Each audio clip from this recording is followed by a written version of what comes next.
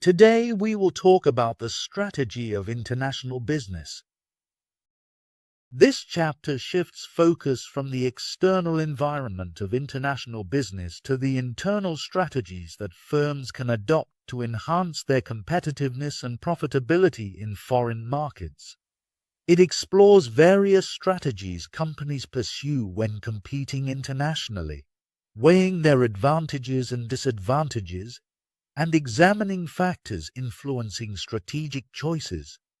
An illustrative example is Avon Products, which expanded into international markets to leverage growth opportunities through its brand and direct sales model.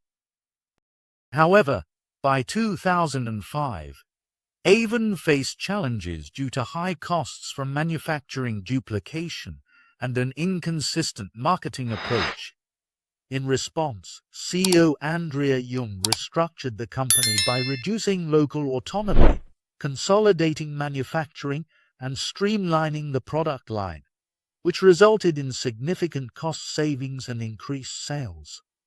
This shift from a localization strategy to a global strategy reflects a broader trend among international businesses responding to market globalization. The chapter will further define and discuss the concept of strategy in this context. Before exploring specific strategies for multinational enterprises, it's essential to understand some foundational principles of strategy. A firm's strategy consists of the actions taken by managers to achieve the firm's goals, primarily focused on maximizing shareholder value. This must be done legally, ethically, and responsibly.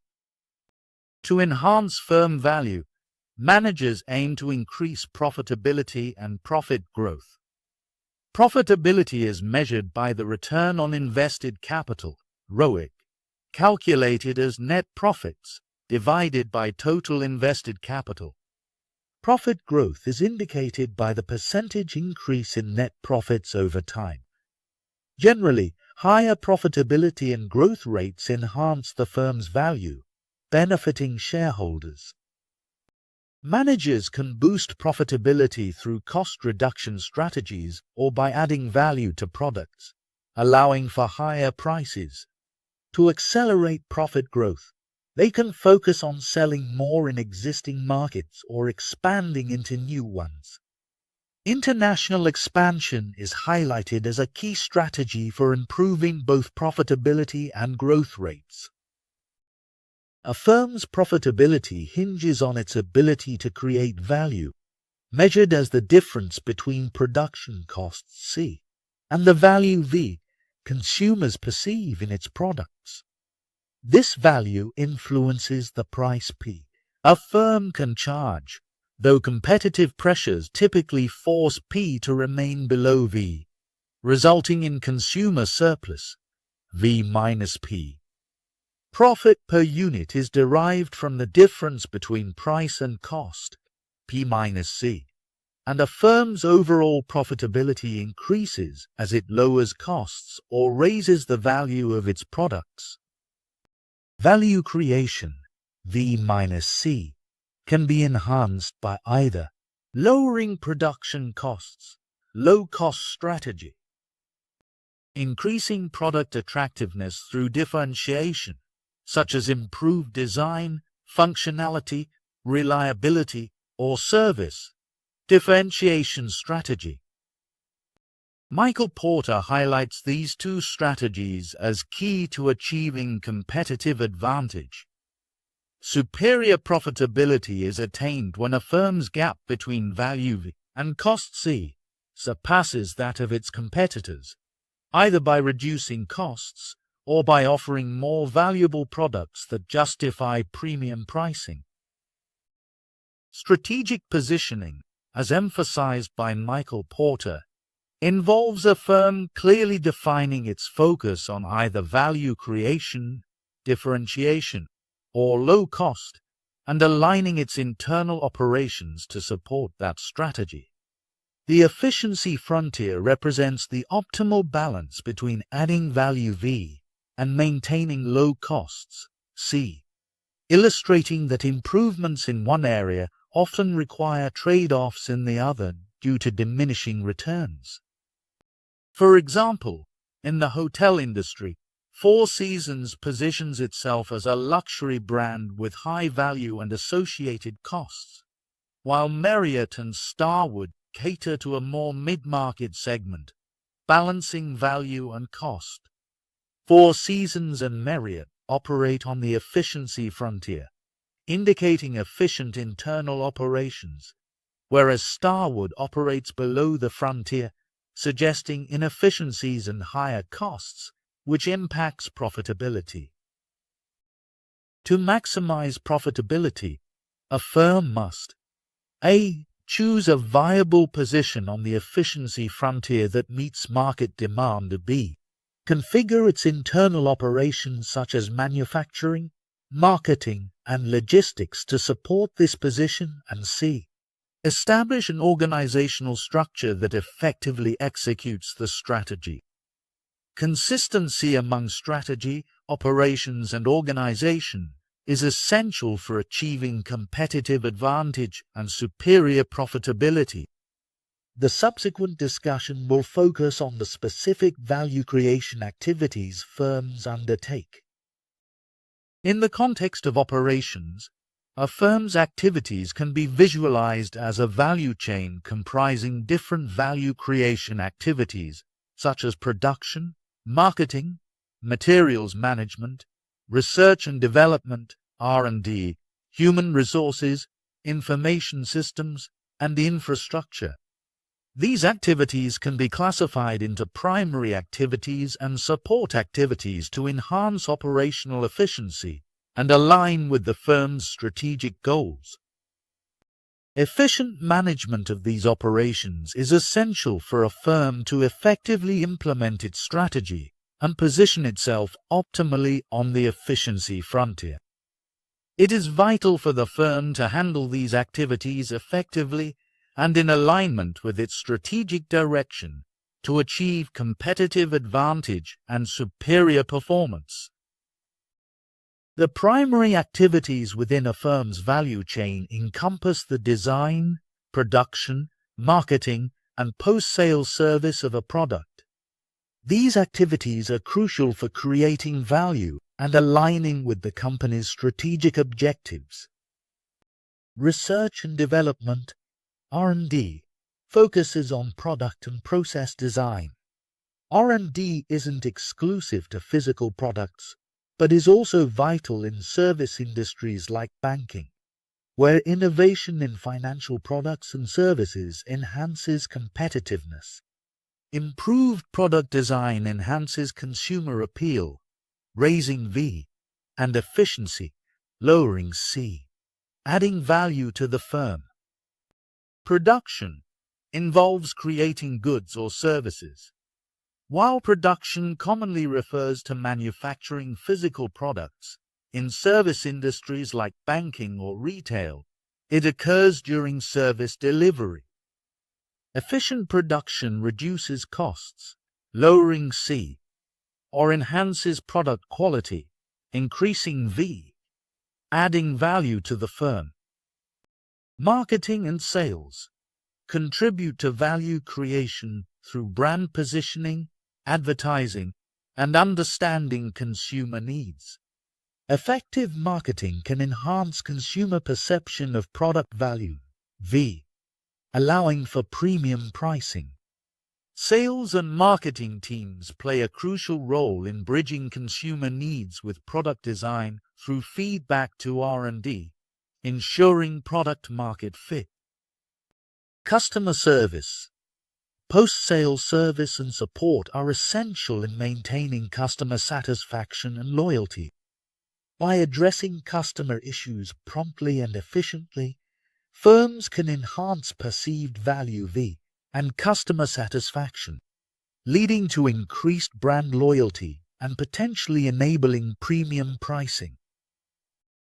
Support activities provide essential inputs for primary activities and are crucial for attaining a competitive advantage. These activities include information systems.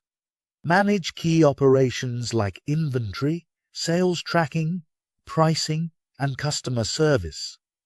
Example: Dell uses advanced information systems to streamline inventory and production schedules, reducing inventory costs and enhancing efficiency. Logistics manages the flow of materials from procurement to production and distribution. Efficient logistics reduce costs. C. Improving value creation.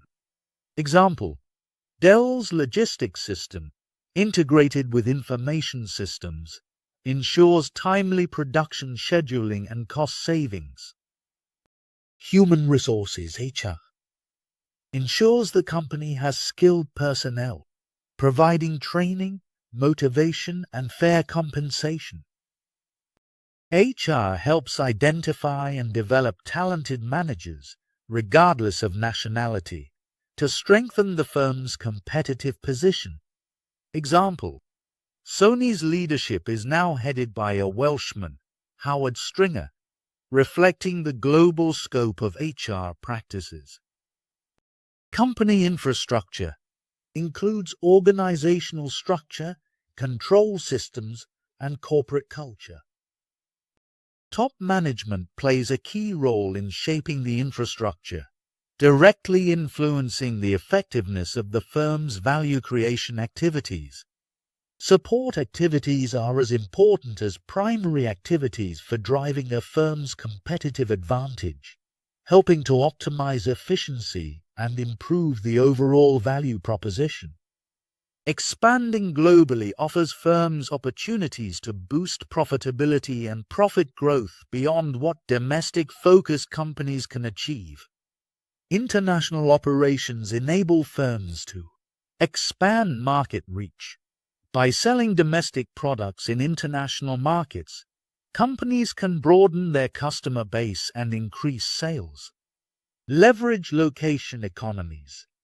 By distributing value creation activities to locations where they can be done most efficiently, firms can benefit from location-specific advantages. Realize cost efficiencies. Serving a global market from a central location can lead to cost savings through experience effects and economies of scale. Transfer valuable skills. Firms can enhance returns by transferring valuable skills gained from foreign operations to other parts of their global network. However, the potential profitability gains from these strategies are limited by the necessity to adapt product offerings, marketing strategies, and business strategies to diverse national conditions, a process known as localization. A company can accelerate its growth by taking products or services developed at home and selling them internationally. Many multinational companies, such as Procter & Gamble, Microsoft, Toyota, and Volkswagen, began this way, developing products in their home country and expanding them globally. Success is often greater when local competitors in the target markets lack comparable products, as seen when Toyota entered North America and Europe with high-quality, reliable cars that stood out from local rivals. The success of global expansion is also driven by a company's core competencies, skills that are difficult for competitors to replicate. These competencies, which may include expertise in production, marketing, R&D, logistics, or general management, help firms reduce costs and slash or create superior value, allowing for premium pricing. For example, Toyota's core competence is in producing high-quality cars at low costs. McDonald's excels in managing fast food operations, and Starbucks thrives in managing high-volume retail outlets. The global success of firms like Toyota and P&G is not just about selling products, but also transferring core competencies to foreign markets where local competitors lack these skills. Similarly, Service-oriented firms like Starbucks and McDonald's replicate their successful business models internationally, adapting them slightly to account for local differences. Countries vary across economic, political, legal, and cultural dimensions, impacting business costs. International trade theory highlights how countries excel in specific product production due to factor cost discrepancies. Firms benefit by locating value creation activities where conditions are favorable. This approach leads to location economies, lowering costs or enhancing product differentiation.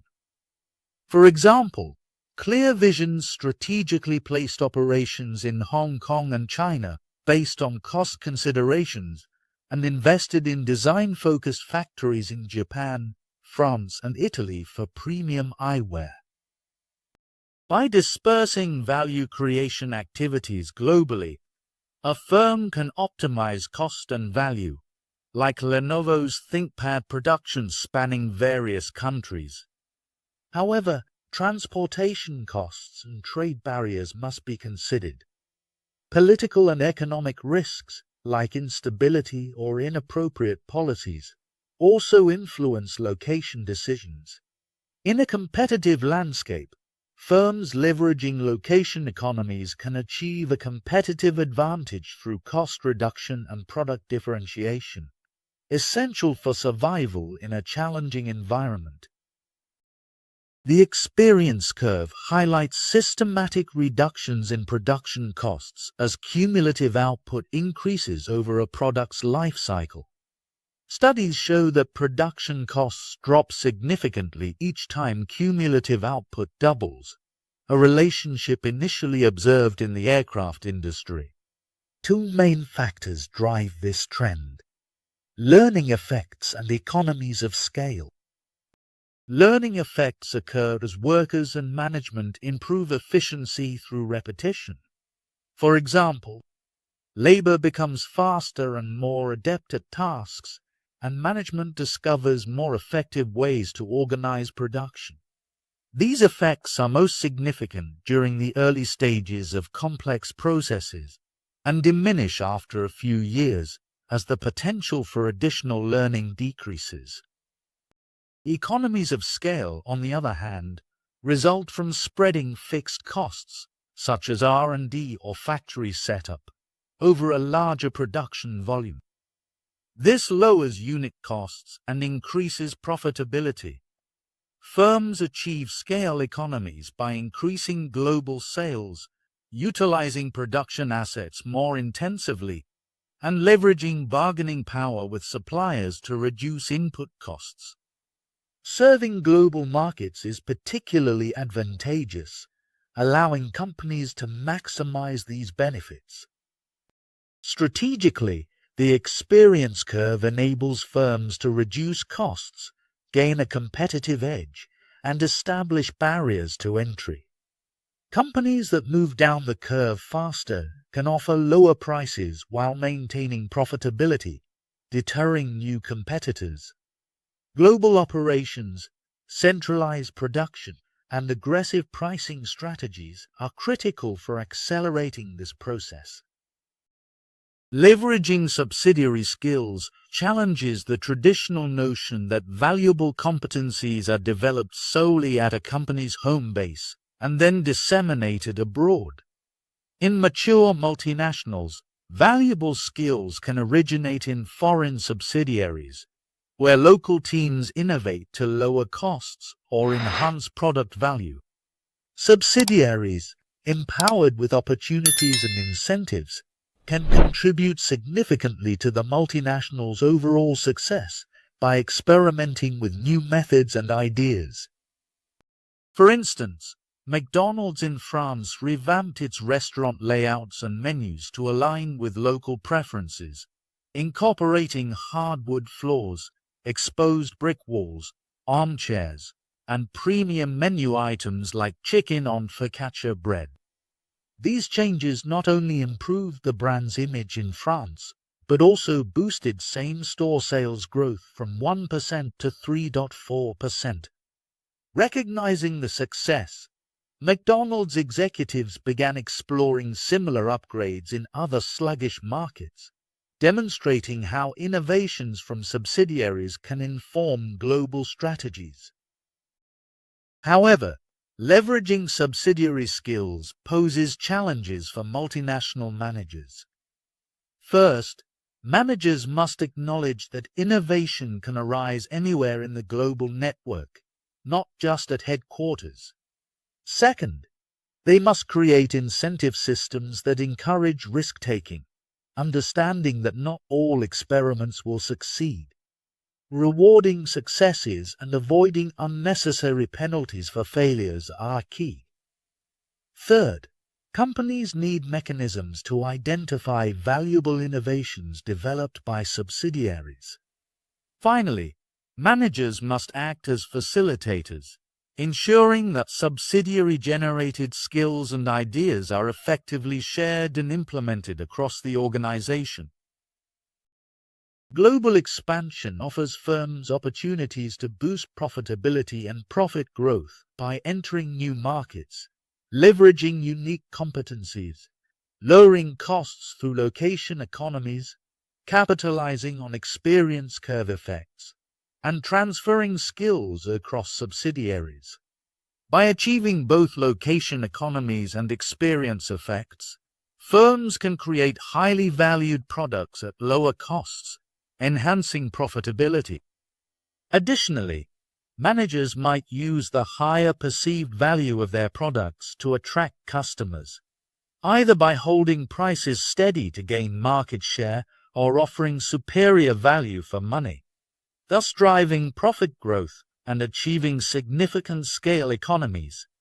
Strategic decisions must account for the interconnected dynamics of profitability and profit growth, particularly when setting pricing strategies. However, firms operating globally face two competing pressures: cost reduction and local responsiveness. To remain competitive, firms must minimize unit costs while also adapting their products and marketing strategies to meet diverse national demands, such as consumer preferences, business practices, distribution channels, and government policies. These adaptations often result in higher costs due to duplication and reduced standardization. Some firms experience high pressures in one area, cost reduction or local responsiveness, but low in the other, while many face high pressures in both areas, making it challenging to balance cost efficiency with local adaptation. Managing these competing pressures effectively is a critical strategic challenge for global enterprises. In global markets, international businesses often face pressures to reduce costs by optimizing value creation processes. This can involve strategies like mass production in optimal locations to benefit from economies of scale and location advantages, or outsourcing functions to lower-cost suppliers.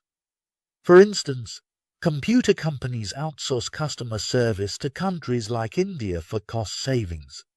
Retailers like Walmart may pressure suppliers to cut prices, leading to production shifts to places like China. Service businesses might move back-office functions to nations with lower wages to manage costs. Cost-cutting pressures are high in industries with commodity products, where price is key due to limited differentiation opportunities. This applies to products serving universal needs with similar consumer preferences globally, like bulk chemicals or consumer electronics. Intense cost pressures also occur in industries with competitors in low-cost areas, excess capacity, and empowered consumers. The opening up of global trade has heightened these cost pressures by fostering increased international competition.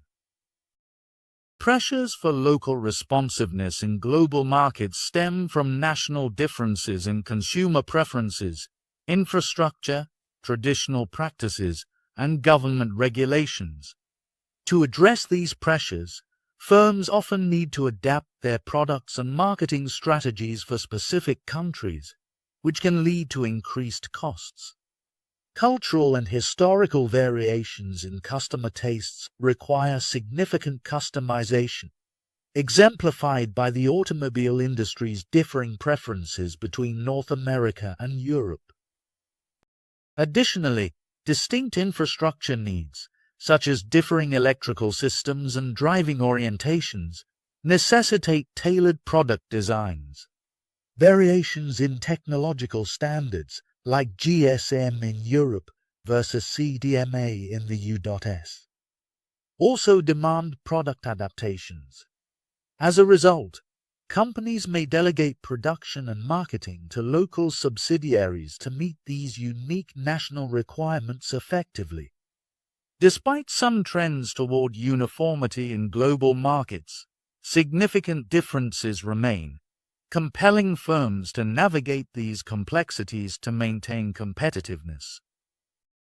Firms must adjust marketing strategies to cater to varying distribution channels across countries, often necessitating the localization of marketing functions.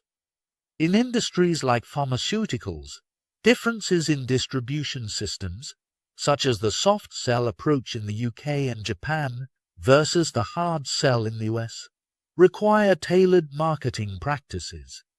Variances in distribution systems among countries like Poland, Brazil, and Russia demand companies to adapt their distribution and sales strategies accordingly. Host government demands, including requirements for local clinical testing, registration procedures, and pricing restrictions, drive the need for local responsiveness. Governments' control over healthcare budgets empowers them to enforce stringent local regulations on manufacturing and marketing practices. Threats of protectionism, economic nationalism, and local content rules also influence firms to manufacture locally, as seen in the case of Bombardier's multiple railcar factories in Europe. Critics argue that this duplication raises costs, leading to lower profit margins, but company managers justify this approach based on the necessity of local manufacturing to comply with informal local content regulations. Pressures for local responsiveness can limit a firm's ability to fully capitalize on economies of scale, learning effects, and location economies. Customizing products to meet local demands often requires firms to abandon strategies based on standardized global production and centralized manufacturing. For instance, automobile manufacturers like Honda, Ford, and Toyota have responded to regional preferences by establishing localized design and production facilities, enabling them to better meet the diverse demands of Japanese, American, and European markets. While such customization enhances local market relevance, it restricts the realization of global cost efficiencies. Similarly, local responsiveness pressures may prevent firms from universally leveraging core competencies and standardized products. Even globally recognized brands like McDonald's must adapt their offerings, such as modifying menus, to align with cultural and regional preferences. This highlights the need for concessions to local conditions, even for firms known for promoting standardized global products. The balance between cost reduction pressures and local responsiveness dictates a firm's strategic approach. Firms typically select one of four strategies: global standardization, localization, transnational, or international.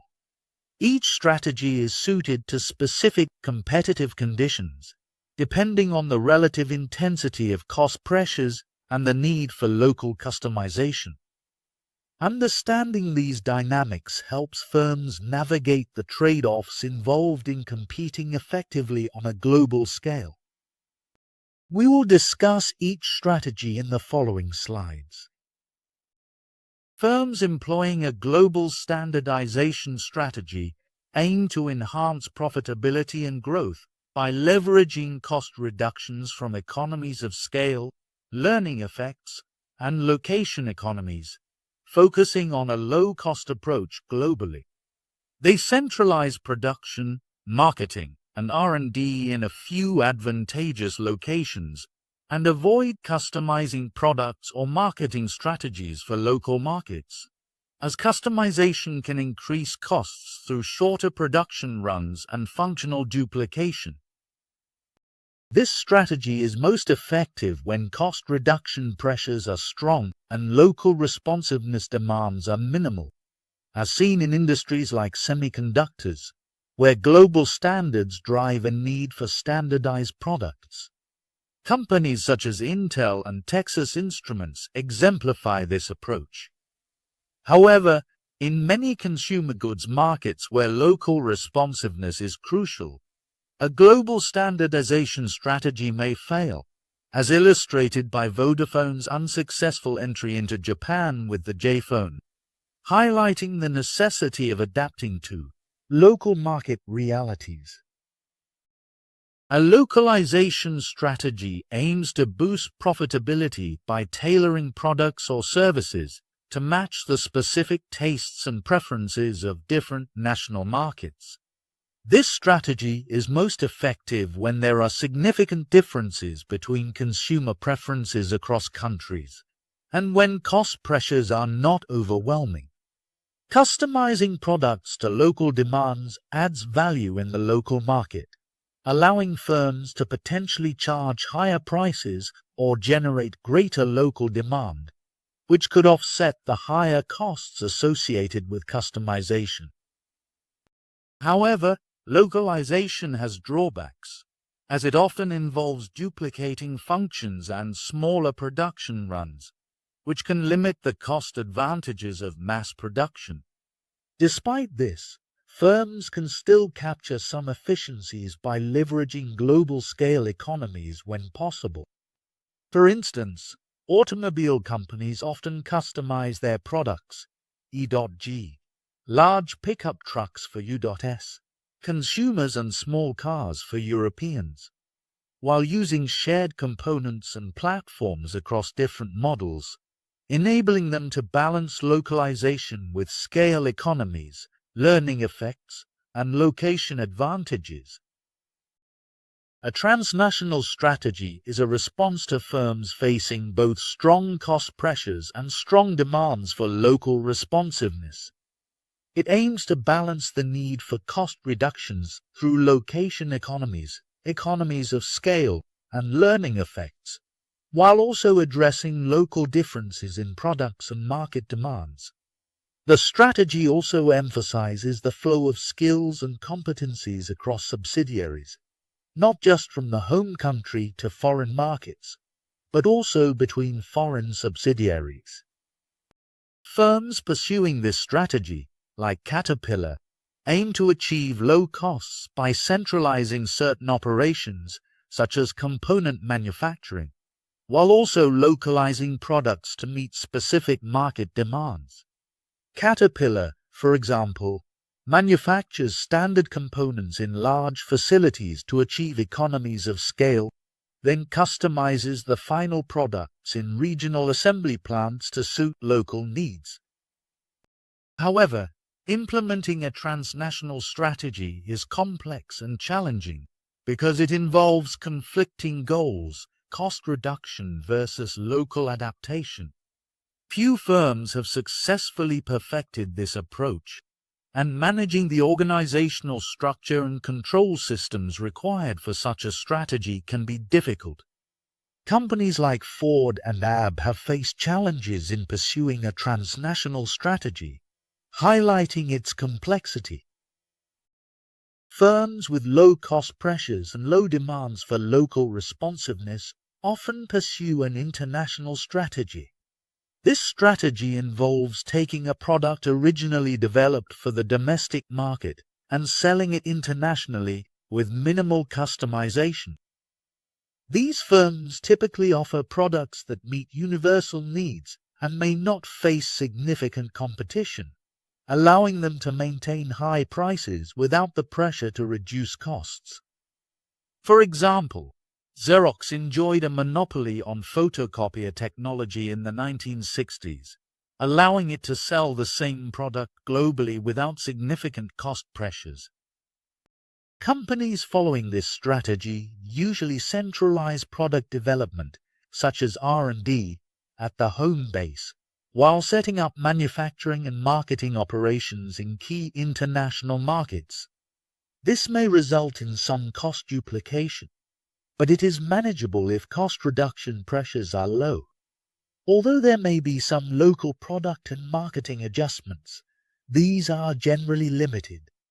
Companies like Procter & Gamble and Microsoft have followed a similar approach, with product development centralized in their home countries and minimal local customization beyond language adaptations. The primary weakness of an international strategy is its inability to adapt over time, especially as competitors emerge. If managers do not proactively reduce their firm's cost structure, they risk being outpaced by more efficient global rivals. This was the fate of Xerox, which failed to adjust its costs in anticipation of Japanese competitors like Canon, who circumvented Xerox's patents and produced cheaper photocopiers, ultimately capturing market share. Similarly, while a localization strategy can offer competitive advantages, firms facing aggressive competition must also lower their costs, often necessitating a shift to a transnational strategy. Procter & Gamble exemplifies this transition. As competition escalates, both international and localization strategies become less sustainable, prompting managers to pivot towards a global standardization or transnational strategy for long-term viability. Thank you for watching. If you liked this video, please like and subscribe to channel.